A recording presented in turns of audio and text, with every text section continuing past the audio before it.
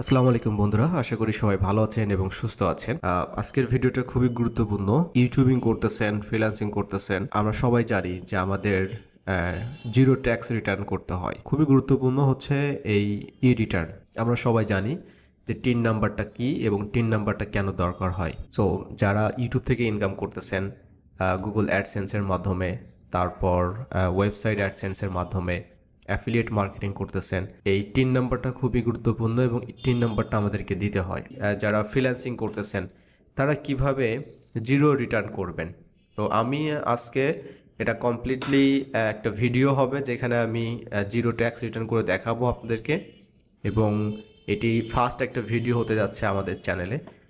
সাধারণত এই ধরনের ভিডিও আমি করি না, বাট এটা আমাদের একটা টপিক রিলেটেড, বিকজ অফ যে আমরা ফ্রিল্যান্সিং করতেছি, ইউটিউব করতেছি, অ্যাফিলিয়েট মার্কেটিং করতেছি। সো ডেফিনেটলি আমাদেরকে এটা জানতে হবে এবং সঠিকভাবে এই কাজটা করতে হবে। এবং আপনারা সবাই জানেন যে এভরি ইয়ার হচ্ছে নভেম্বর মাসটা মোটামুটি হচ্ছে সবাই আমরা এই জিরো রিটার্ন করে থাকি। তো আমি একটু দেরি করে ফেলছি। সো আজকে 30 তারিখ, তো আজকের মধ্যেই আমি এটা রিটার্নটা করে ফেলবো। সো আপনারা যারা এখনও করেননি, যাদের টিন নাম্বারটা আছে, কোনো কারণে আপনার টিন নাম্বারটা করেছেন, সো অবশ্যই ট্যাক্স রিটার্নটা করতে হবে। আচ্ছা, তো এই কাজটা করার জন্য আপনাকে যেতে হবে ট্যাক্স রিটার্ন। যদি আপনি গুগলে সার্চ করেন তাহলে আপনি পেয়ে যাবেন ই রিটার্ন নামে একটা অপশন আছে। ওকে, বাকি আরও কিছু ওয়েবসাইট আসবে, বাট আপনি সরাসরি ই রিটার্ন যে ওয়েবসাইটটা আছে এই ওয়েবসাইটে আপনি চলে আসবেন। এই ওয়েবসাইটে আসার পর টোটাল 6টা জিনিস আপনি এখানে দেখতে পাবেন: ই টিন, ই রিটার্ন, তারপরে রিটার্ন ভেরিফাইড, তারপরে যে ই রিটার্ন লেজার, হ্যাঁ, পেমেন্ট, তারপরে ট্যাক্স সার্ভিস। এখানে আসার পর আমাদের কাজটা হচ্ছে ই রিটার্ন। ওকে, এই অপশনটাতে আমাদেরকে ক্লিক করতে হবে। আমি এটা ক্লিক করলাম। ক্লিক করার পর আপনারা দেখতে পাচ্ছেন এখানে যে are you registered in e return system. এখন ব্যাপারটা হচ্ছে, আপনারা যারা এখানে রেজিস্ট্রেশন করেন নাই তাদের জন্য কি, আর যারা রেজিস্ট্রেশন করছেন, দুটো অপশন এখানে, তাই না? তো I am not yet registered, মানে আপনি যদি রেজিস্ট্রেশন না করে থাকেন এখনও পর্যন্ত, তাহলে অবশ্যই আপনাকে রেজিস্ট্রেশন করতে হবে। আর একটা হচ্ছে যারা রেজিস্টার অলরেডি করে ফেলছেন। ওকে, তো এই রেজিস্ট্রেশনটা কি? এই রেজিস্ট্রেশনটা হচ্ছে আপনি এই যে দেখতে পাচ্ছেন এখানে E TIN register as a tax payer, এইখানে আপনি ক্লিক করে আপনাকে যেতে হবে। তো এখানে আপনি ক্লিক করেন, নতুন একটা পেজ ওপেন হবে। এখানে আসার পর জাস্ট আপনাকে এই যে রেজিস্ট্রেশন করতে হবে। ওকে, এই সিস্টেমগুলো ফলো করে এই পেজটাতেই আপনাকে রেজিস্ট্রেশন করতে হবে, যেখানে আপনি একটা টিন নাম্বার পেয়ে যাবেন। ওকে, সো এই ওয়েবসাইটটাতে আপনাদেরকে টিন রেজিস্ট্রেশনের জন্য ব্যবহার করতে হবে। বাট আজকে আমরা দেখব ই রিটার্ন। সো ই রিটার্নে ক্লিক করার পর আমি সরাসরি ক্লিক করব I am already registered, because of already যেহেতু আমি পূর্বে জিরো রিটার্ন করেছি, তার মানে হচ্ছে আমি এটা রেজিস্ট্রেশন আমার অবশ্যই আছে। এখন এখানে ডান পাশে দেখতে পাচ্ছেন যে আমার একটা টিন নাম্বার আছে, যে টিন নাম্বারটা দিতে হবে। যে টিন নাম্বারটা সাধারণত 12 ডিজিটের হয় এবং এটা রিকোয়ার্ড, এবং এটা পাসওয়ার্ড আমাদেরকে দিতে হবে। ওকে, সো এখানে আমি আমার টিন নাম্বারটা দিয়েছি, পাসওয়ার্ড দিয়েছি, আর ক্যাপচাটা আমি পূরণ করেছি। দেন ক্লিক অন সাইন ইন। এখন ইনভ্যালিড ক্যাপচা দেখাচ্ছে, তার মানে প্রথম যে ওয়ানটা ছিল এটা মেবি সামথিং অন্য কিছু ছিল, জানি না। যাই হোক, Z2N3 ছোট হাতের I, তারপরে 9। সো ভয়ের কিছু নাই, ভুল হইলে ওটা আপনি আবার দিতে পারবেন। সো আমি সাইন ইনে ক্লিক করেছি। আমার মনে হয় যে আমাদের এটা সাকসেসফুল হবে, মানে কোনো ভুল হয়নি। অনেক সময় পাসওয়ার্ড ভুল হতে পারে, এটা আপনি সুন্দরভাবে যখন কাজগুলো করবেন, ওকে, অবশ্যই সেভ করে রাখবেন। আচ্ছা, তো ফাইনালি আমি চলে আসছি ই রিটার্নের এই অংশে। এখন আসার পর এখানে দেখতে পাচ্ছেন সাবমিশনে লেখা আছে রেগুলার ই রিটার্ন। সো আমরা রেগুলার ই রিটার্নে ক্লিক করব। আমি আর ডিটেলস আপনাদের সাথে শেয়ার করছি না, এখানে কি আছে, এই যে ট্যাক্স রেকর্ডের হাবিজাবি ব্যাপারগুলো এখানে দেখতে পাচ্ছেন যে অ্যাসেসমেন্ট কিছু ইনফরমেশন আমাদেরকে দিতে হবে। আচ্ছা, এখন আমাদের শুরু হচ্ছে, মানে স্টেপ বাই স্টেপ আমাদের এই কাজগুলো শুরু হচ্ছে। অ্যাসেসমেন্ট ইনফরমেশন, এখানে কিছু ইনফরমেশন আমাদেরকে দিতে হবে। রিটার্ন স্কিম যেটা আছে এটা সেলফ থাকবে অ্যাজ ইট ইজ। তারপরে এখানে অ্যাসেসমেন্ট যে ইয়ারটা আছে এগুলো আপনি চেঞ্জ করতে পারবেন না, ঠিক আছে? এটা যেভাবে আছে এভাবে থাকবে। আচ্ছা, তারপরে এখানে ইনকাম ইয়ার যেটা আছে এটা অ্যাজ ইট ইজ এভাবে থাকবে। এখন এই যে নিচে যে লেখা আছে যে any taxable income in the above mention income ইয়ার, মানে এই সময়ের মধ্যে আপনার কোনো ইনকাম হয়েছে কিনা যেটার উপরে ট্যাক্স অ্যাবেল, মানে যেখানে আপনাকে ট্যাক্স দিতে হবে, এই ধরনের কোনো ইনকাম আপনার যদি হয়ে থাকে তাহলে অবশ্যই ইয়েস থাকবে।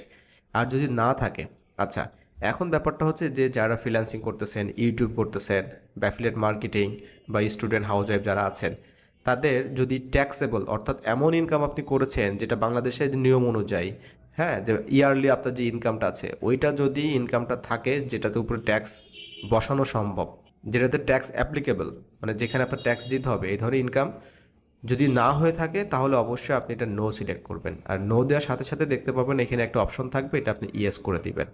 ওকে, তাহলে কি হবে, তাহলে এখানে যে এই যে হেডস অফ ইনকাম যে অপশনগুলো ছিল এগুলো ডিসেবল হয়ে যাবে, এগুলো আপনার জন্য আর অ্যাপ্লিকেবল হবে না। কারণটা হচ্ছে যে আপনি স্টুডেন্ট, আপনি ফ্রিল্যান্সিং করছেন, আপনি ইয়ারলি যে ইনকামটা করছেন ওটার উপরে আসলে ট্যাক্স আসে না। তো যেহেতু আমরা জিরো রিটার্ন করব, সো আমাদের এই ব্যাপারগুলো নিয়ে মানে মাথা ব্যথা করার দরকার নেই।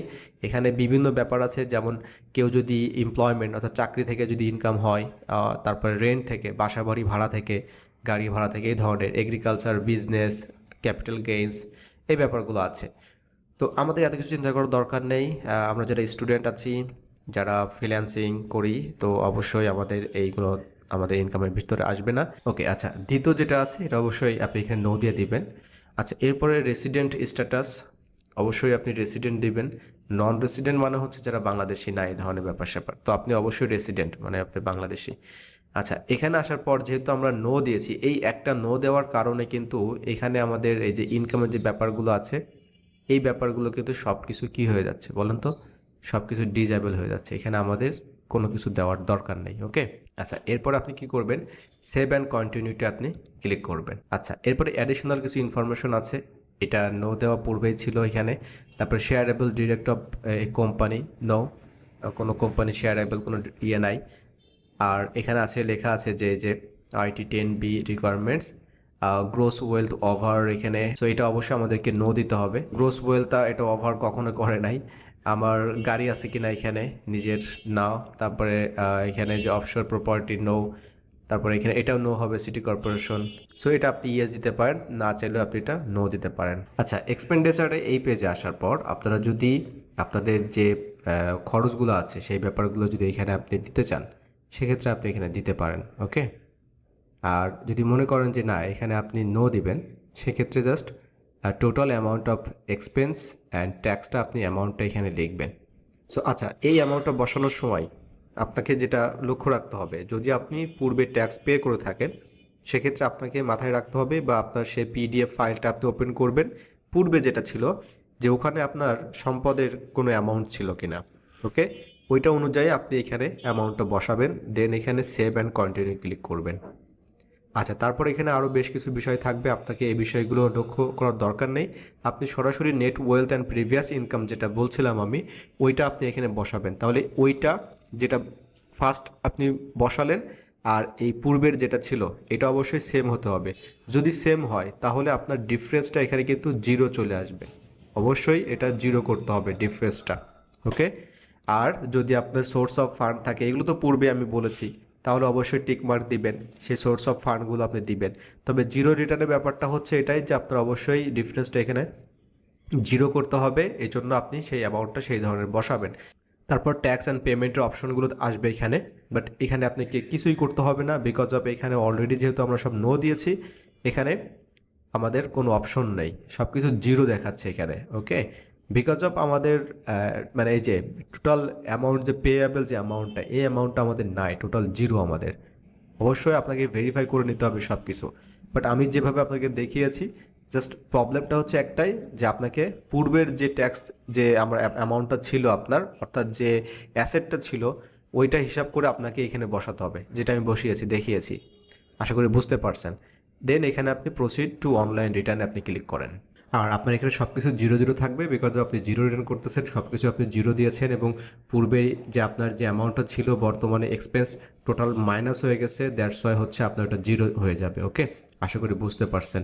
সো এরপরে জাস্ট স্ক্রল করে নিচে আসবেন, আসার পর এখানে দেখতে পাবেন সাবমিট। সো আপনি এগেন একটু চেক করে দেখবেন সব কিছু ঠিক আছে কিনা, দেন জাস্ট আপনি এখানে সাবমিট রিটার্ন করবেন। Okay, so let's click on submit return. So আমি এখানে সাবমিট রিটার্নে ক্লিক করলাম। ওকে, ইয়েস।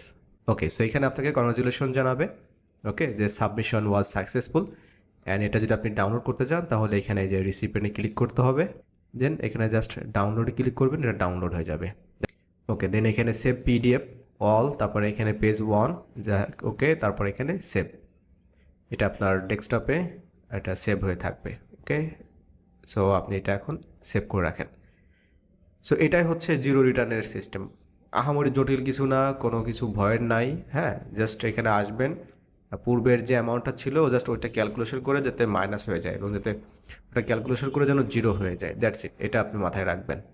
আর যখন ইনকাম থাকবে তখন অবশ্যই সেই ইনকামটা আপনাকে বসানোর জন্য যে সিস্টেমগুলো আছে ওটা অবশ্যই কাজগুলো করতে হবে। ওকে, সো এই ছিল আমাদের স্টুডেন্ট হাউসওয়াইফ ফ্রিল্যান্সারদের জন্য জিরো রিটার্ন কীভাবে করবেন। সো আশা করি ভিডিওটা আপনাদের কাজে লাগবে। যদি ভালো লাগে অবশ্যই কমেন্টে জানাবেন, আর এই ধরনের ভিডিও পাওয়ার জন্য অবশ্যই চ্যানেলটি সাবস্ক্রাইব করে রাখবেন। সো আজকের মতো এখানে বিদায় নিচ্ছি, ভালো থাকবেন সবাই, আল্লাহ হাফেজ।